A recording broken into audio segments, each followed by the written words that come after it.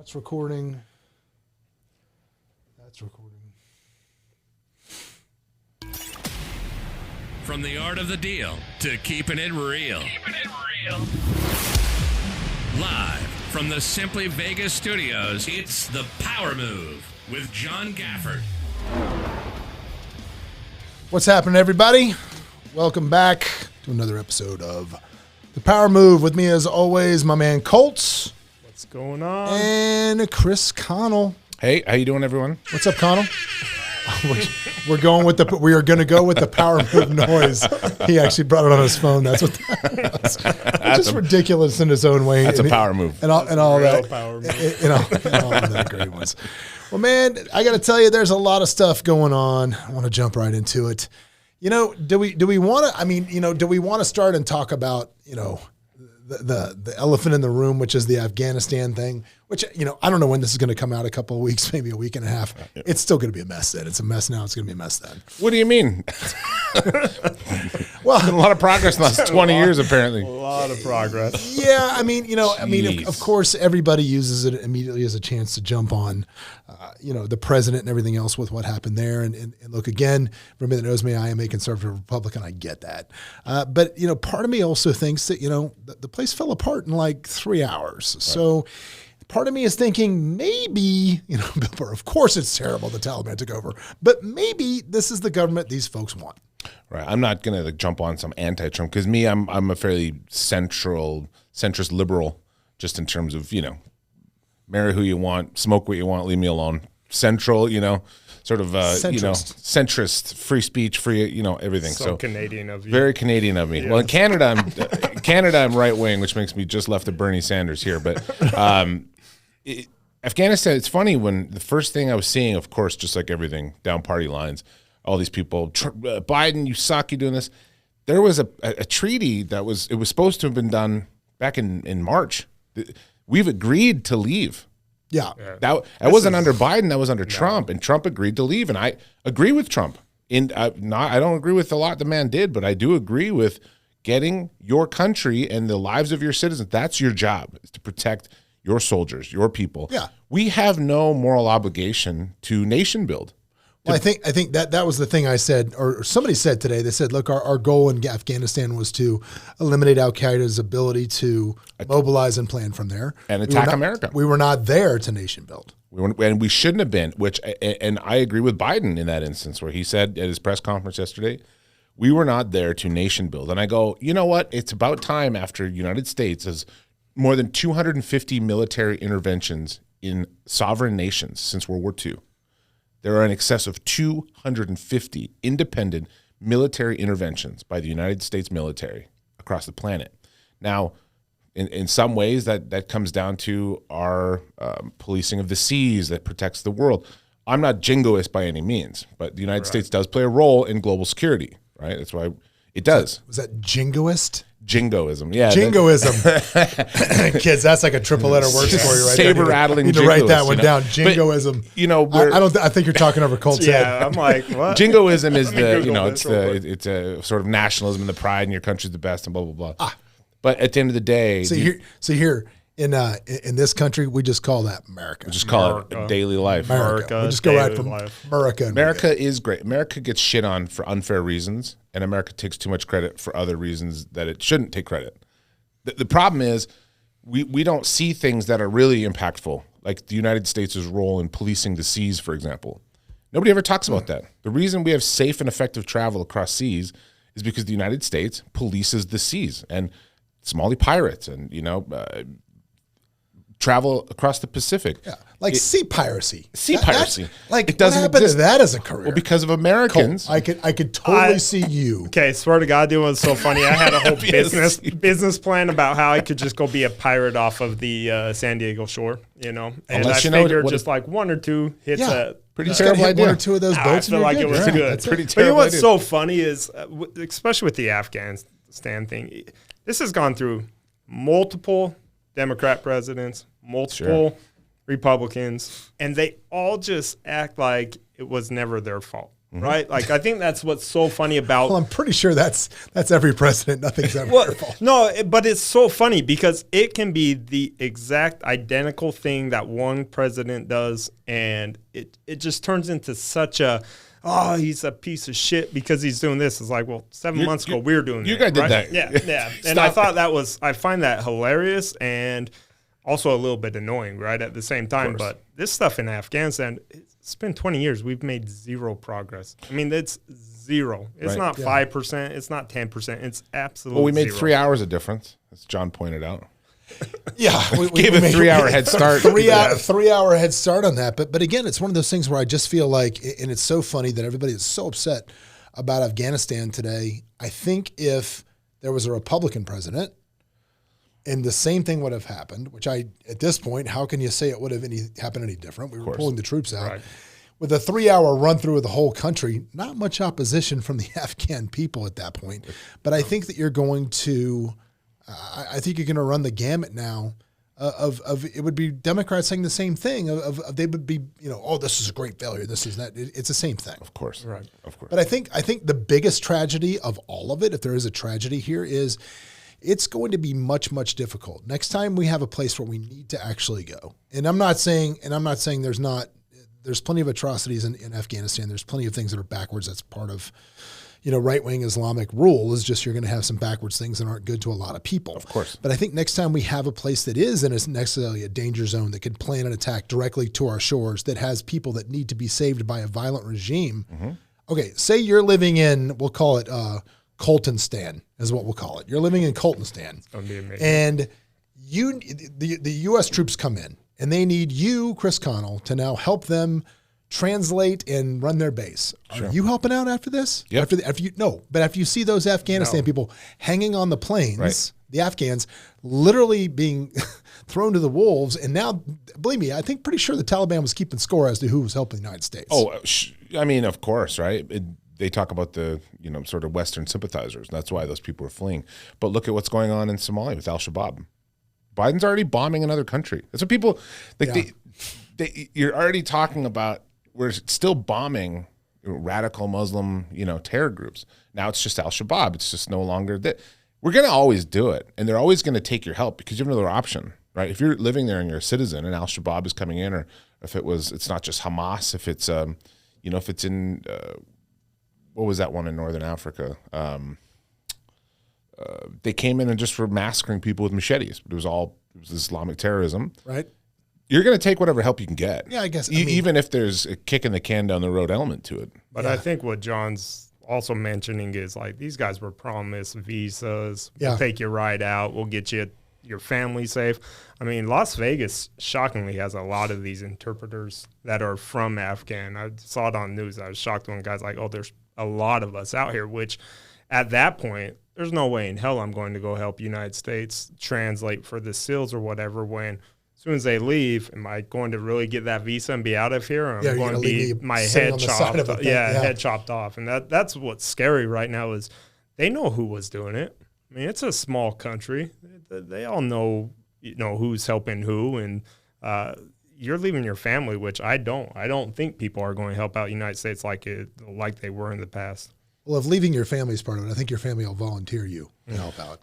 Probably. Hey, I got a good guy. Got a good guy to help out, guys. I know exactly who you need to sign you up for the Babel Arabic course, Colt. No reason. You need to call him. Well, earlier today, let's get off geopolitics and talk about something I actually know a lot about. Because earlier today, for a group of our agents here, we did a mastermind group for objection handling. And we were talking about objection handling in general and how to handle objections within the sales process. And, it was interesting to hear what some of our agents thought handling objections were and what they weren't. So, Kristen, your job, if somebody objects to you, not like your objection, Your Honor, but I'm saying in general, what's your best system or best systematic for handling objections when you're trying to do business? Well, I just, I don't want to go straight Chris Voss here with the, at the end of the day, negotiation is an art form. Mm-hmm. I just took the Harvard negotiation course. I just read Chris Voss's book. I'm very interested in negotiation. Couldn't get into Hooters University. I know. But it's when people they say, what did you say last week, John, about trying to get to that first no? because it's not going to be until a series of multiple no's that I get my yes, right? Yeah. You should look into, everybody's valuing the no. Valuing the no, that's right. Maybe you were talking about it in so far as you need 20 people to say no before 21st signs up. But law of averages. The average person, when you first throw your first counter out there, is going to say no. It's no. It's getting through the no's to get to the yes, right? Mm-hmm. But why are they getting to that yes? Make people do things that you want them to do for their reasons. So when people have objections, right, you say, well, I can argue with you, right? You can say, this is a great house. Well, I don't want to do it. Well, if you are good at asking people questions and finding out motivations and able to do those, what Chris Voss calls the calibrated questions, if you're able to figure out what those are to get some answers to things that maybe you weren't even aware were affecting these people, you're going to find that those objections are oftentimes a great way to find out what they really want. Yeah. What about you, Colt? I totally agree with that. I mean, I think what people don't realize is negotiation. Everybody, especially in real estate, everybody thinks it's 100% the price. That's what the negotiation is, right? And I think that when COVID hit, I told everybody, you better see what's going to happen, because you had everybody losing their jobs and they couldn't go buy houses, right? And I just would watch my wife's clients say, don't worry, we'll get a 2-day extension, because they didn't know what happened. To me, I'm asking everybody, where are you going? Do you have your job? That kind of stuff, right? And I think with negotiations, people don't look at that. We just did a deal up in Salt Lake that our clients could not outbid anybody. The Californians are lining up like crazy. They could not outbid. I called the guy, I go, okay, what does he want? Mm-hmm. And he goes, well, his problem is he's got 45 days to get somewhere, and he can't go before then. I go, okay. And I go, and everybody's just giving you high offers with 14, 21-day close. Yep. I said, how about I not going to be your best offer, but let me give you a 60-day free rent close. Okay, bam. We did the deal. I think people don't listen to objections. I think if you listen to objections, you can go from there. Well, it's a huge key to listen. But my thought was, and as we're hearing what people were having problems with, I mean, with real estate agents, a lot of it was price value. Well, they want me to do it for cheaper. They want me to do it for cheaper. Well, they always, they want me to do it for 1%. They want me to do this. Is what seemed to be coming out of the conversation. And my thought was, if you're having an objection about your price, you did a really lousy job up front creating value. Sure. And saying your value proposition. And I think this goes back to, I preach all the time, elite customer experience. It's one of the things that I am all about all the time. And I think that if you look at just for example, the real estate transaction. So a person goes in to list a home, talks to a homeowner, and they spend so much time focused on the value of the house and what they're going to do to market the house. That's really, right. If you look at it as we dug into some of these listing presentations today, that's really all they talk about. That's what. I'm like, you know what? People already can figure out kind of the value of their house. There's too much data online. They understand that. Yeah, you just go to Zillow and get 100% accurate number. Oh, Jesus, no. But you go on, but you get an idea between a hodgepodge of everything else. You can kind of figure that out. Plus, you know where people are going to syndicate it. You know everything that's going to go. You know where those things are going to happen, right? You just know. So I know how you're going to market it. I already know what it's kind of worth. So if we're spending a whole 20, 30 minutes talking about that, you're kind of wasting their time. Right. I said, how much time are you investing talking about their experience, finding out what their particular needs are and how you were going to meet and solve their particular problems? Right. Do you have a written customer experience plan that you're going through? Because that's the differentiator. That's the thing that makes a huge difference. And we talked about, if you don't have to argue with price, if you have a high perceived value. Right. Now, one of the things about this company or Simply Vegas where we work is, we spend a ton of money on perceived value. That's what we try to do here on having a very high perception of the company. And we said, look, when you drive around the 215 here, you see giant billboards that say Simply Vegas #1 in luxury. It doesn't say Simply Vegas cheapest place to sell a house. Right. It says #1 in luxury, because when you promote yourself as luxury, you're promoting client experience. And you're creating great value for service. You're concierge look. You're not creating cheap. Right. That's what we do. And I told our agents, I said, some of you guys spend too much time and energy trying to promote your own individual brands when nobody's ever heard of, the Joe Schmo team, when we spend tens and thousands of dollars a month to invest in the brand imaging of our company and lean into that. And it was so funny because I think creating a high perception of value within your brand is important no matter whatever you do. It doesn't matter what you do. Absolutely. Right? So what are some things, Colt, you do to try to create a high level of perception brand with you? Let's say you, Colt. I think what my thing is I tell people all the time, we all put our stuff a lot of times in the same stuff, especially residential, MLS, stuff like that. It's commercial the same way, right? I tell people my branding is about negotiation and I'm a problem solver. You know, that's something that you're paying for because anybody gone through a real estate transaction, they know that there's a million problems that are going to pop up, right? 100%. That's what sticks me out different is that I'm different is my negotiation, my problem solving techniques, and also on the commercial side, no one gives their cell phone number out. Just simple, stupid stuff like that. But I think at first glance, one of the things, and I'll give you credit. You every day are in a suit. Every time you see Colt, he's in a suit. He's never. This is his uniform. It's what he is. It's what he gets. And I was trying to make the comparison today of like, did you know that like doors on, like when you close the door on a high-end car, like a Bentley or a Rolls or something, it makes that distinctive kind of thunk and it just feels heavy. Feels like those doors are exactly the same weight as the door on a Toyota Corolla. There's no difference in weight on the doors. They scientifically engineered them to make that noise. That's a fact. Look it up. Wow. They do. Because that noise and that thunk and that sucking in creates Perceived value. Perceived value. You, when you walk around in a suit, you are perceived as, if I want to work with you, I'm going to have to pay for it. Right. It's not going to be cheap. And it's not going to be free. Which is fair, right? That's the image, brand imaging that you're putting out very quickly. And I think that I was young. I was 18 when I got into this. So, and I was young, probably doing deals I shouldn't have. Like I look back and I'm like, what the hell was I? People giving me that type of property to sell or deal with. And I think that's where that came from is I just needed to. What do you mean that type of property? That type of property. What do you mean that type? Yeah. But we did. Like it would sit there and, it's so funny how a suit can make you feel better. You preach this all the time. Yeah. You got to feel good. I mean, John will literally redo his hair daily if he doesn't feel like it came out. Which something small like that, people look at as crazy. Very, very rarely. One time, very one time shot, right? Yes. But I think it's so funny that I'll go against some of the biggest brokers at the biggest brokerages, and they'll show up in golf uniform, right? And not ready I to work. will laugh at how they're pretty much saying sorry to people of how they dress. Yeah. Like when they see me roll up with my clients. And it's funny because at that time, I just stepped now a power move on you, right? Like a power move. Fair. Can I get something? But you got to get the noise. Yeah. You're going to get the phone Get out. the- It's get a the little phone delayed, out. but I think- here it comes. yeah, here it goes. Do you open it?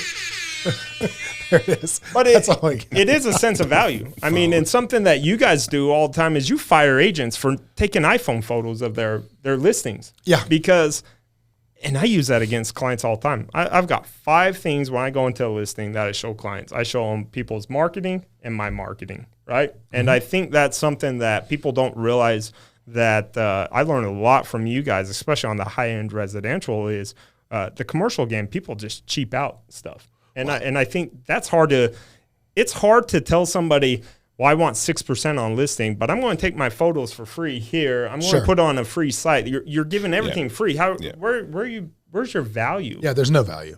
So I think that's something that, it's funny. The smallest thing as a suit, and me and you get this all the time. Yeah. We walk into multiple places and people will start coming talking to us because they want to figure out who the hell we are. Well, no, I think it's because we're dating and they're trying to figure out who's the big They're spoon. like, big spoon, little spoon. Big spoon. I'll be a little I spoon. don't think anybody's wondering. All right. Chris, what say you with how to build value? For my value, and everybody who's ever been a client knows this, I answer my phone. Like I answer my Personally. phone. Yeah. Personally. And they send me texts and they get a response. And they send me a voicemail and it gets handled and it gets addressed because I do my job from everywhere. I can work off my phone a lot of times. I'm at my home office. I'm at my official office. But no matter what time it is, if you send me an email at 10, there's a good to likely chance that I'm going to answer it and have a response for you. So people hate the fact that their lawyers don't get back to them. Yep. Now, usually I feel bad because guys are all suited up, and I came in suited up all the other times. But I'm like, I'm going to wear a shirt today so I don't look so stodgy. You're fine. I don't want to look so stuffy, but I almost did the same thing, but I don't even go in clothes. like that, right? Yeah. Like I really don't. It's a couple of. We're actually doing a fundraiser later this week. Just one Versace robe. And that's why I don't think my neighbors are in the same situation too. They don't own clothes either. That's why he has the one Versace robe. Just the one.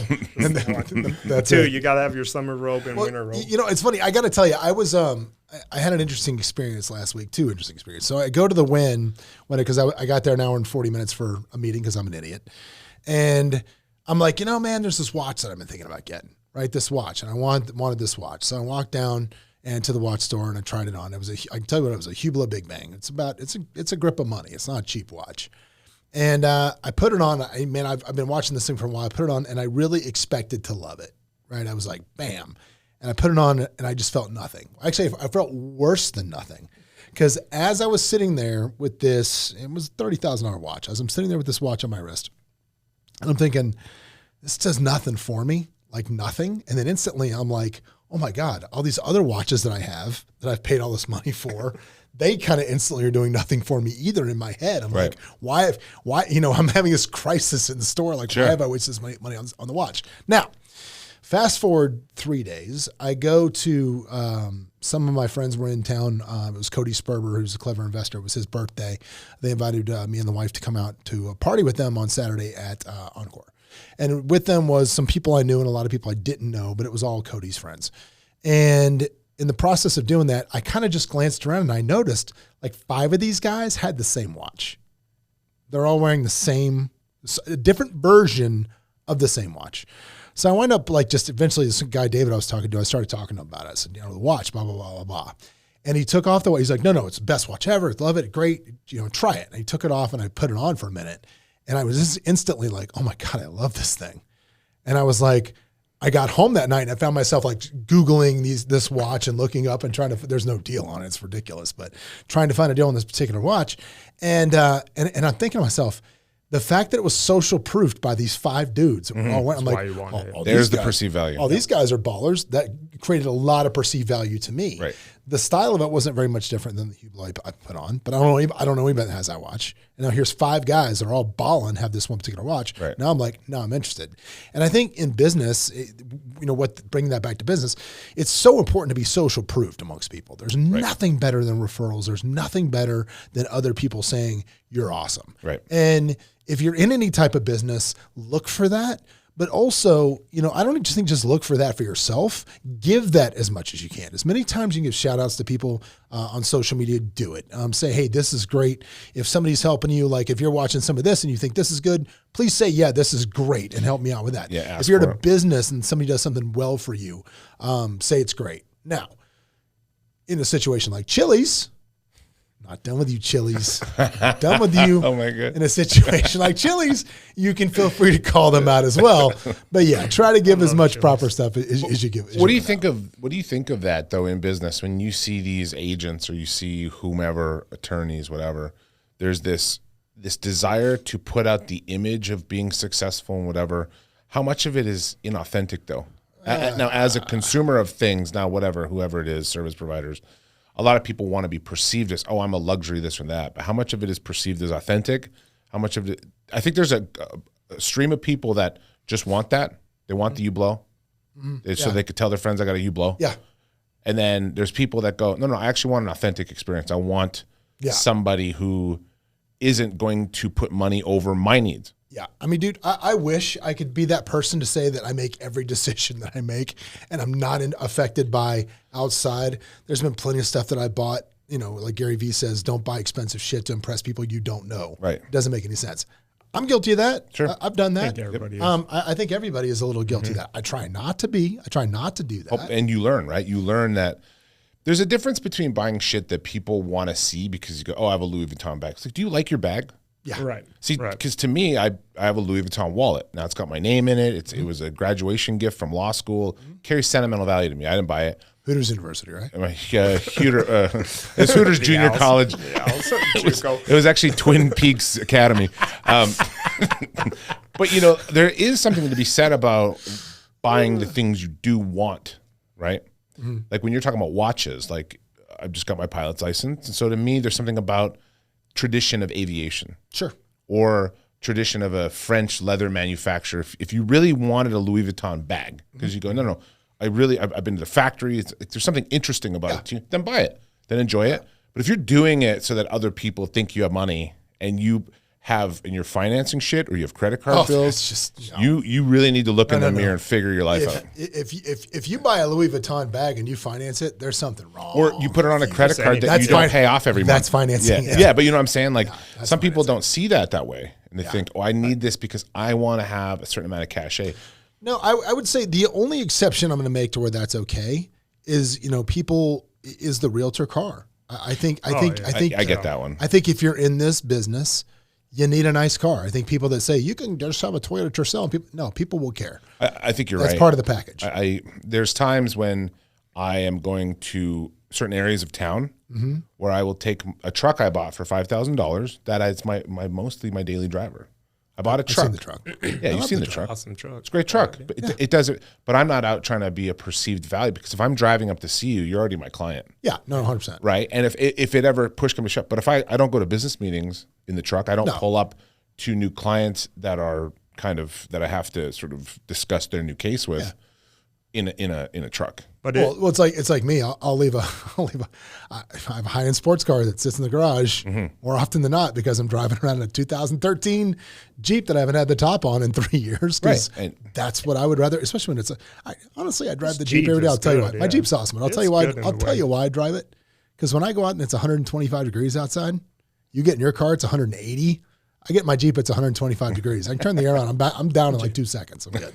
And it can also go the opposite way too. Right, like I know people that they deal in the Hispanic community, right, and their average homes are $200,000 homes compared to somebody that maybe have $1 million. And some of these people are pulling up in a $150,000 car.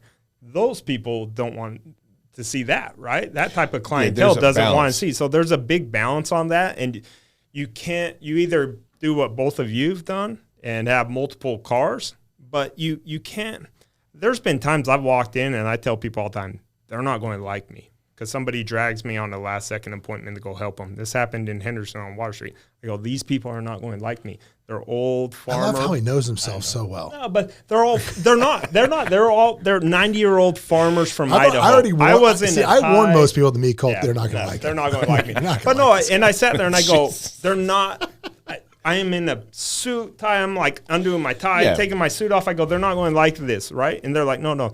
A month later, they're like, they didn't like you. You cannot appease everybody, right? Like you can't go from one extreme to the other. And I always tell people, you have to pick one side and kind of focus on that. Your marketing can't go for nothing but $10 million deals and try to be knocking out $200,000. Hey, I'm a local Joe with a Ferrari. Yeah, which I'm just a local. I'm here to help. You. Me. Yeah. You. Yeah, no, there's a funny thing about that. I've said there's a couple different vehicles you can drive as a realtor or a lawyer or something that truly wealthy people understand. So you can have a Prius. Yeah. You can have a Prius. Oh, my God. It's the best. Prius. Because you can. F-150. Leonardo DiCaprio drives a Prius. Hang on, You're not looked at as. Back in the day when I sold REO property, I would go to these REO conventions. And one of my friends that worked in D.C., we were talking about, because we were all killing it back then, making a ton of money. And somebody was like, oh, I just got this, I just got that. And he said, what do you drive? He goes, I drive a Prius. We're like, Prius? He goes, dude, Prius is the best realtor car ever. He goes, I go in the hood, nobody messes with it. But if I go to $1 million house, I'm an environmentalist. You're an environmentalist. No, it's brilliant, right? Yep. You can almost get away with that with a truck. There's some trucks that have utility, especially as a realtor. So, this is just my free unsolicited advice, but as a realtor, if you're hauling stuff, it looks like you were a worker. Yeah. There's like subconscious things that go into car selection. If you drive a useless car, or if you drive like a white Mercedes as a realtor, you're not going to fit in only on that side of the spectrum you're talking about. You're never going to be perceived as, you're going to be, in my opinion, and other people I've talked to, you're going to look like somebody that, wants to be in that lane. Well, I think too, though, I think or a G-Wagon. Let me ask you a question. Is there a difference? Is there a difference between the C230 and having an S-Class? Absolutely. Perceived value-wise. If you see somebody, they pull up in the smallest, cheapest Mercedes, you know what it is, versus somebody pulls up in the S-Class. Only at the highest level, and only those people know. Yeah. Because you're going to that turns into wanting to be in that lane, but can't afford that lane, right? Yeah. And there are people that like I'm not a car guy. I know both of you are, and that's why I always tell John, don't ask me for car advice because I just don't like cars, right? But it's a monorail. Yeah. Oh, I do take the monorail. He takes the monorail wherever he goes. Are we going to hate on the monorail, guys? No, I mean, any opportunity I get to hate on the monorail, I'm going to hate on the monorail. If you ever want to meet Colt in real life, other than having a commercial just deal, go on the monorail. No, yeah, in between Davidoff Bar at the Fashion Show Mall. You know what? Hey, look, somewhere between on. there on the monorail. No, do not give our don't talk about. No, I'm not okay, no, like we're not going to give out our secret. We can't give that out. That's a secret. That is a secret. Cut that out. We'll edit that one out. Yeah, edit. You are not giving out my local secrets, and that's how I feel about the monorail. If you ever want to kill Colt, listen, you should want to talk about the monorail because you're probably the only person riding it. You need more people to ride it, or they're going to put it under out of business. It's been BK'd for what, 20 years? Yes, I worked on that BK. Did you? Oh, did you? They're like, no one wants it. I worked on that BK in law school back in like 2010. I was working on the LV monorail under Judge Markell. Really? Yeah. Jeez, it's a great. That is the most. Let me give you underrated stuff, right? Oh boy, monorail, Chicas Bonitas, Android phone. Wow. Talk about falling off a monorail right there. I know we're going to get into something else, so I'm going to hold my most overrated Chicas stuff. Bonitas? Oh, Chicas Bonitas. Speaking of bankruptcy court that I externed at during the summer in between law school semesters. Bonitas is in bankruptcy. Every one of those, remember during the recession when all the strip clubs were going bankrupt? From the cab wars? Do you remember that? Yep. No. You remember that? So what would happen is these strip clubs had this race to the bottom. There was this absolute race to the bottom because if you drove up, I think it's still like that today. I wouldn't know, obviously. I think it's like that today. If you pull up in a cab or something like that, the strip club will pay. Yeah, they pay the amount of cab guys, driver. Yeah, right. Whatever.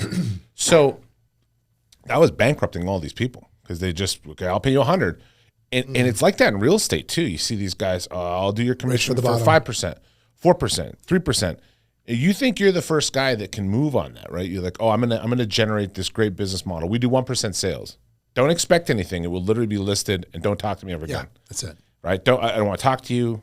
I will list your home and sell it. We will do the paperwork, but it's purely transactional. That model's been around forever. It was help you sell back in late 90s, early 2000s, so, and it failed then. There you go. So if you want to talk about perceived value, these things are all races to the bottom. Like if you're just going to compete on money, then anybody can offer $1 less, for the next one, and $1 less until you're not making any money.